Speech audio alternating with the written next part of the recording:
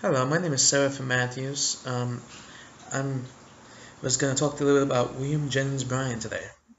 William Jennings Bryan was one of the most well-known fundamentalists of the early 20th century. Um, Bryan was born in the year 1860, right at the beginning of the Civil War, so uh, huge time in American history. And he actually went to college to be a lawyer and graduated from the Union College of Law after getting his bachelor's at the University of Illinois. Um, Now, it's interesting that such a fundamentalist of this type, didn't go to seminary. He was a lawyer. Most of his career was in politics. He just held his word for God in high esteem. Um, so he practiced law after that, and we find out from the office of the historian that he was then elected to the House of Representatives. And after championing populist causes, which are actually more liberal causes, um, he did an unsuccessful bid for senator. We also find out from the office of the historian that he ran for president 3 times. He lost McKinley the first time. Um, each time he failed, but his name was well recognized nationally and remained so. He would eventually actually become Woodrow Wilson's Secretary of State at the beginning of Wilson's presidency. Bryan would do some great work there negotiating peace treaties, um, and so high esteem at this point politically. Now, after an issue in which a German submarine shot down a British liner, uh,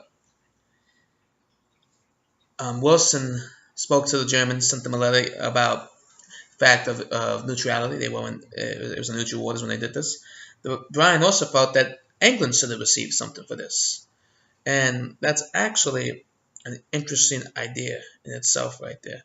That he was not willing just to go with the worst benefactor. He would say it's fair. They were both where they shouldn't have been.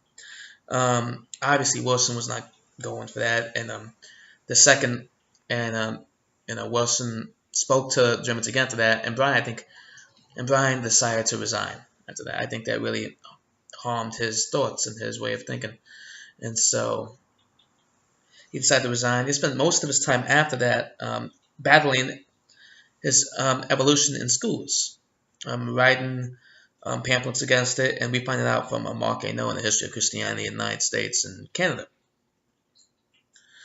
Noe also says that Bryan then takes part in the Monkey Scopes trial, and he's the state attorney at that time, um, fighting for the fundamentalist ideals over revolution. The huge standoff at the end of the trial between him and the attorney, and